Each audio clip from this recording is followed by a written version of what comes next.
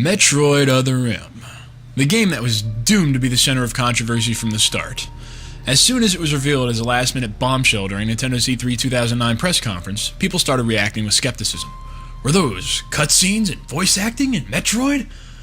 Team Ninja, like the Ninja Gaiden guys? Without Itagaki? Oh god, what's going on? Then came gameplay impressions. The revelation that while much of the game would take place on a 3D plane, it would be played with the Wii Remote held sideways, thus limiting the player to a D-pad and only a few buttons, was generally cause for scratching one's head. Indeed, from the start, Project M, as it was known during development, seemed like it had an identity crisis. It just didn't seem to be sure of itself, and that, rightfully, scared longtime fans of the series. Well, it's finally here, so did it ever manage to get a grip on exactly what it was setting out to do?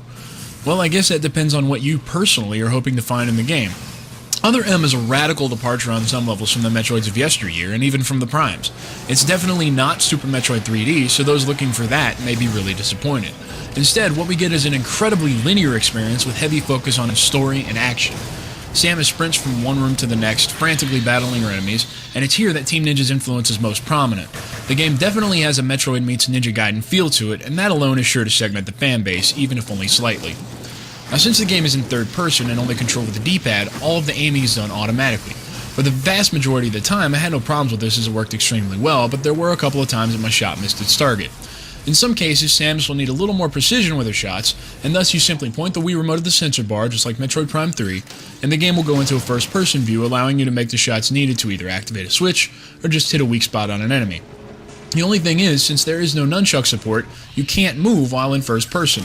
Also, always make sure to face the direction you want to look in before actually going into first person, otherwise you could be facing a wall, and turning around in first person is really slow. Just trust me, you'll want to get this down as soon as you can. I think the main obstacle people will have will be transitioning the controller in their hands from third person to first person, then back to third again.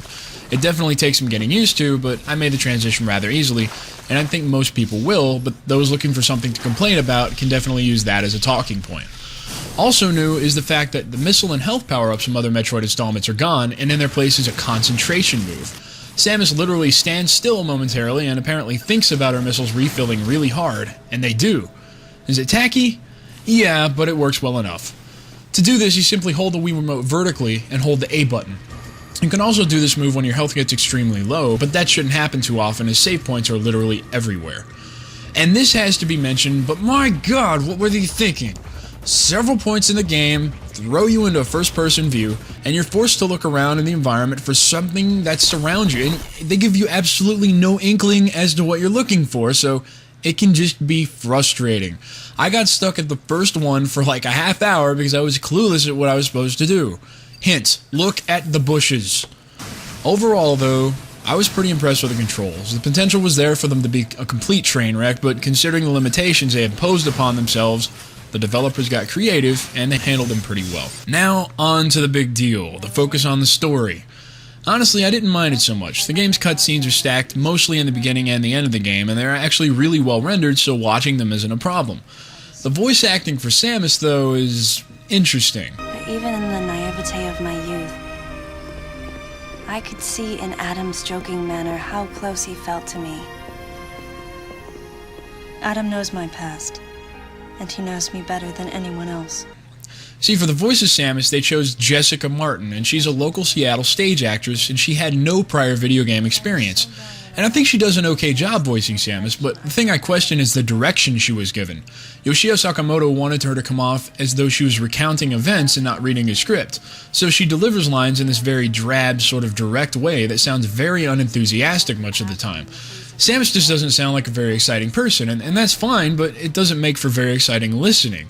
Add to that what I think is a very harshly translated script, and the result is some mind-numbingly dull dialogue that's convoluted and sometimes just hard to follow. The other soldiers were always willing to support me with easy smiles despite the fact that I clearly had so much yet to learn. Among them was Anthony. In the face of his well-meaning behavior and that of the other soldiers, my response was to become increasingly bitter. The story itself is serviceable. I mean, really we only need enough to get Samus there and moving, but still it's kind of disappointing it isn't delivered in a more memorable way. Also under fire is the fact that Samus takes orders from her old commanding officer, Adam Malkovich. Samus, Looks like I'm gonna need to ask for your cooperation on this mission. But I'm also gonna have to ask that you follow my commands. You don't move unless I say so, and you don't fire until I say so. It's been pointed out that the way he goes about commanding Samus and the way she quote-unquote submits to him is completely demeaning and misogynistic. Look, it's definitely debatable whether or not this approach makes sense within the confines of the story, and whether or not it's done in bad taste, but for the purposes of this review, I'm focusing solely on the gameplay and how the story helps or hurts its progression. I'm not smart enough to carry on a debate about sexism, and I'm not interested in opening that can of worms. Just know that if you're sensitive to that type of thing, there is a chance you may be offended by the content in this game. I think that's all that needs to be said about it in a review. Look, the short of it all is that Metroid Other M is, honestly, somewhat of a disappointment. But it's funny because a disappointment in the Metroid universe is still a really solid game. The auto-aim works well, the camera is flawless. I know from Teen Ninja, what?